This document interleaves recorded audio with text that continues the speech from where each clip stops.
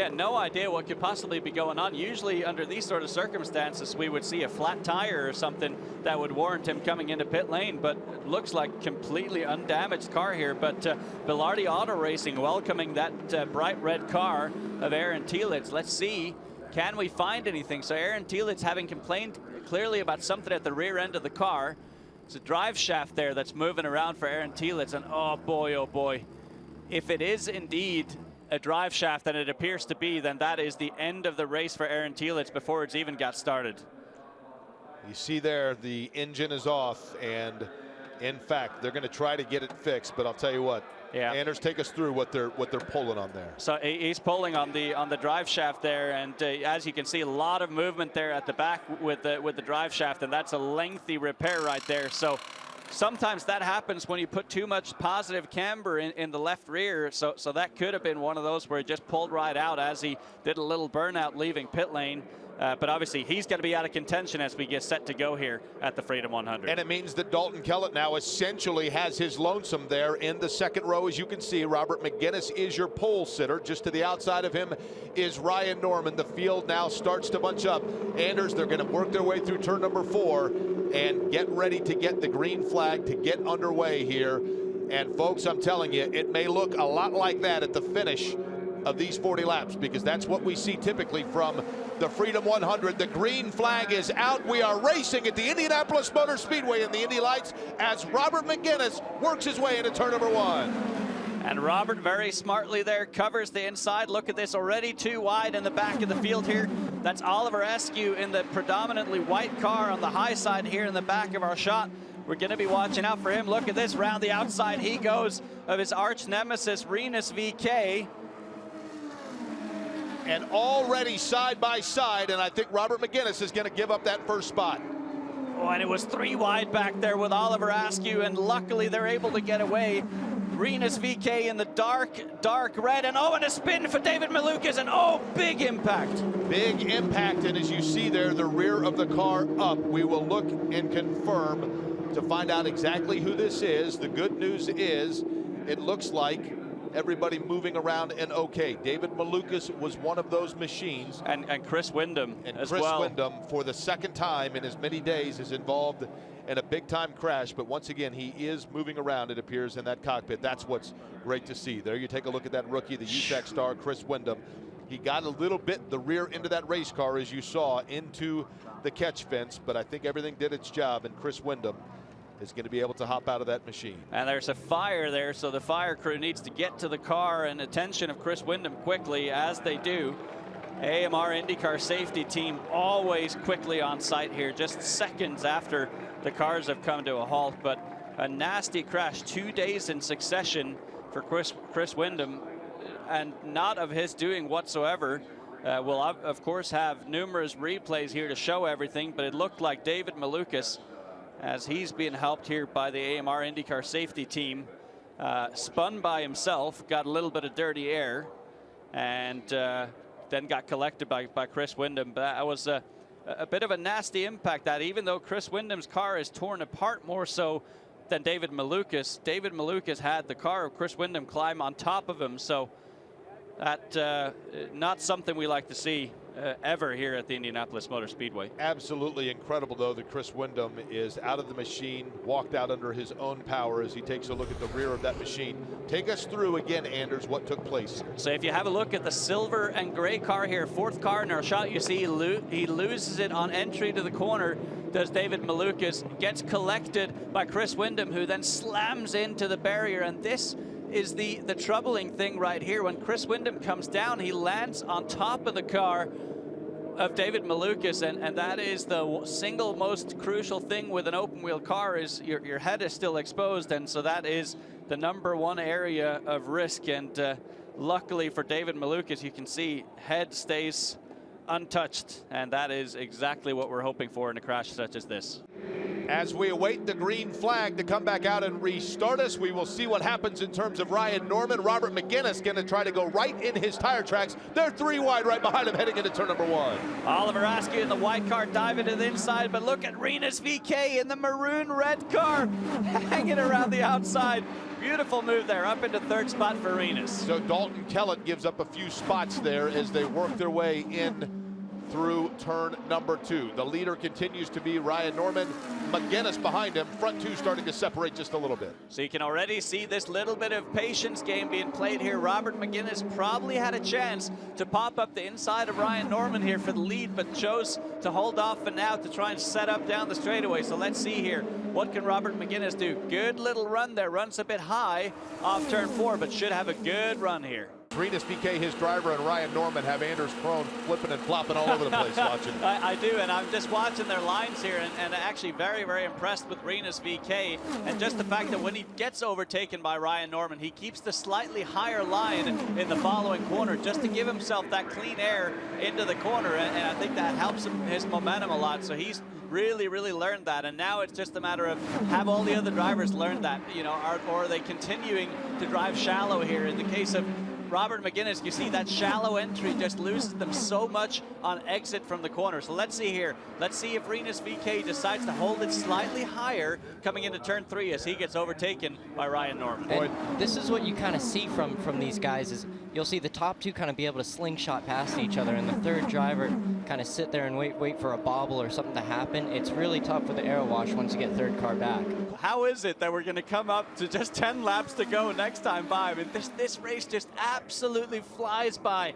And last year there were 20 lead changes, 5 overall leaders. So far, 10 lead changes, 90 overall overtakes on the race so far. So I think the fans here treat it to an absolute mayhem of a show. Yes, sir. And you know, you've seen that top 5. Look at them. How close they are. And we see McGinnis popping out to the outside and Askew to the inside now, trying to take P2. Let's see, he's going to get some aero wash here. Oh, yep, there it is. There it is, and they're in the fence.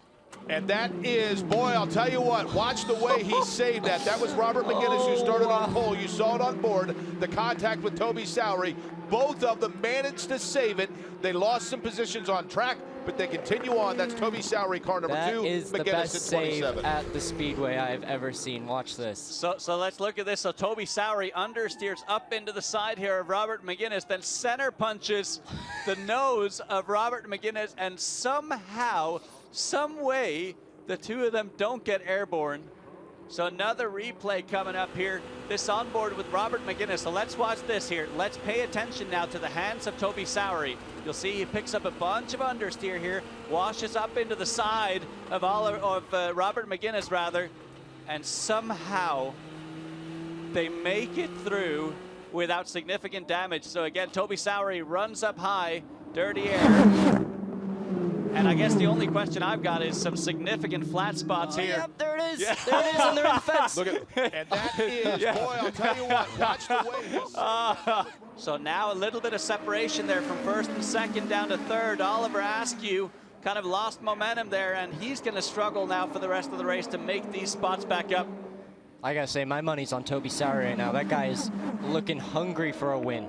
Not only that, Colton, but it appears as though he's the one that in the last few laps has kind of tried every line to see where that number 2 car best fits. He is carving through the field. What were we, 9 laps to go when we went back green, and he's already third from last. Don't count out Dalton Kellett, though, on the outside of Toby Sowery. He's been on the podium here twice before. Now moves up into the third spot ahead of Toby Sowery. And we saw Toby learn there because he was on the inside of Dalton. He expected the aero wash and backed out of it before he could get into anyone. And Ryan Norman also had to check up just a little bit, but he tucked in behind Rinus VeeKay. That allowed VeeKay to hold on to the lead. Now Norman goes to the high side. There's too much going on. Go 3 wide. Oh, and Dalton Kellett around the outside. Can he do it? That K-line machine of Dalton Kellett. There was contact between the two of them. It's just your average contact at 190. Oh. Like you're driving down the freeway. 3 laps to go at the line. Dalton Kellett, where have you come from? And now all of a sudden VeeKay is going to go 3 wide. Norman is in the middle of that. Kellett to the bottom. Put Rinus VeeKay back into the lead for the moment, and then Ryan Norman takes it back. Goodness me. Everyone's seeing the checkered flag in their eyes right now. They're all super hungry. Can Dalton get his first Indy Lights victory I guess the question is, Colton, right now is who's going for the lead and who is just simply playing the cat and mouse game and setting up. Where did Askew come from? Oliver Askew into that second and look position. at this Toby Sowery, 3 wide. He's going to get understeer again. Oh, And all of this is benefiting Ryan Norman out in front. Everyone else battling it out so hard that Ryan Norman able to create a little bit of separation. 2 laps to go at the line. The fans are on their feet. Everybody is super excited for this finish. Norman has VK now to the inside as well as Oliver Askew. That's how they run into one.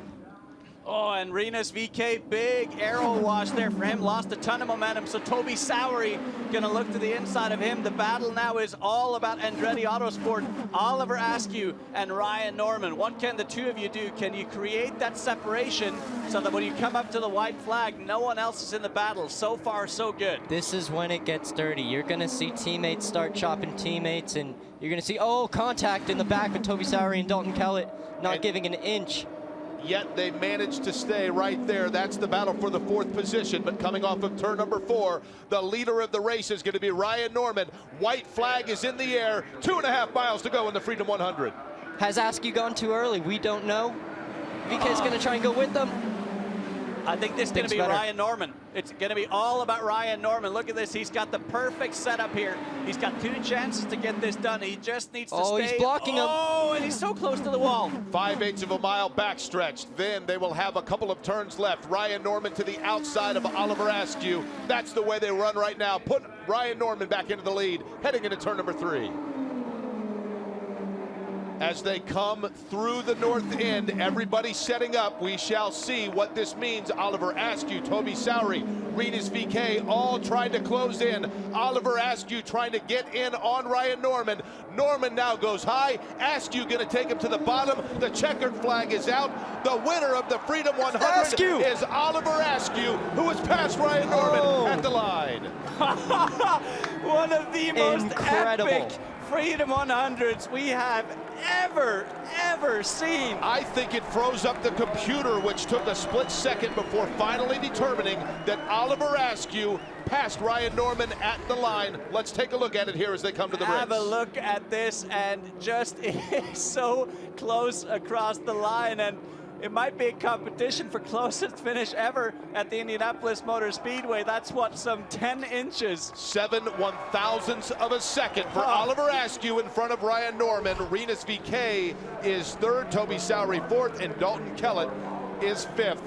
Oliver Askew is from Jupiter, Florida, only fitting because that finish was out of this world. Katie Hargett, he led twice for just 3 laps, but he led the one that was the most important. And in the 4th closest finish in history, Oliver Askew takes the 2019 Freedom 100 win. Oliver, how long did it take you to realize you had won the Freedom 100? This seems so surreal. I've never raced in front of so many people in my life. This is unbelievable. I woke up this morning and I felt like this could be the day. You know, starting from 8th, I knew I was going to have a good car, and massive thanks to everyone at Andretti, Index Invest, who I have here this weekend, and the Stellarite Company, Wavelength Images, everybody at Andretti Autosport. This is incredible. Oh my gosh. Your team owner, Michael Andretti, was the first to make it to you here in Victory Lane. What did he say to you? He said, "Congrats, can you believe it?" And I said, "No." Thanks to everybody watching at home as well. This is such an unbelievable event. It gets bigger and bigger every year, and I can't believe it. It's unbelievable. All right, we're going to give you a chance to look at the finish. Oliver, walk us through what you were thinking in these moments.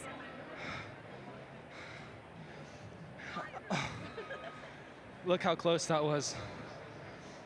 That's unbelievable. That has to be one of the closest finishes here, and I wouldn't want to win against anybody else but my teammate Ryan Norman, and our cars were so strong. Yeah, just a massive thanks to everybody, and yeah, that finish, I'm going to remember that for the rest of my life. Oliver, just so you know, that was the 4th closest finish in Freedom 100 history. Oliver, congratulations. Watch the 103rd running of the Indianapolis 500, Sunday, May 26th at 11 a.m. on NBC.